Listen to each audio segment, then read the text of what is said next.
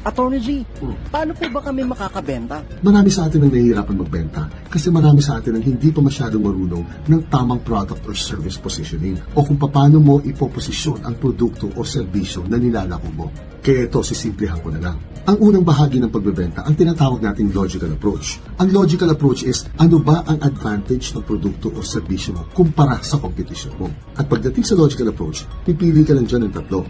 Una, price o presyo. Mas mura ba ang produkto o serbisyo mo? Pangalawa, quality or kalidad. Mas mataas ba ang kalidad ng produkto mo o serbisyo mo? At ang pangatlo, speed. Mas mabilis ka bang mag-deliver or mas mabilis ka magserbisyo? Mag-focus ka lang muna sa isa doon sa tatlong sinabi ko. Pero kung nasa Pilipinas ang target market mo, kulang ang logical approach dyan. Kinakailangan haluan mo yan ng emotional approach. Dahil tangkapin na natin that Filipinos are emotional by nature. Ang emotional approach na yun, ang magiging closer mo, ang hook mo, kung paano mo mapapa-oo ang kliyente mo. At pagdating sa emotional approach, tatlo rin ang pagpipilian mo. Number 1, appeal to the past o nostalgia. Yung maaalala niya ang mga masasayang nakaraan niya. Pangalawa, appeal to the future o mas makakampante siya dahil mas magiging malinaw na ang kinabukasan niya. Ang pangatlo, appeal to love o pag-ibig. Ano mang klaseng pag-ibig yan? Pag-ibig mo sa asawa, pag-ibig mo sa anak, pag-ibig mo sa nanay, tatay, pag-ibig ng magkaibigan, including self-love. Subukan nyo, mag-a-apply ang advice ko na to sa kahit anong produkto o serbisyo ibebenta mo.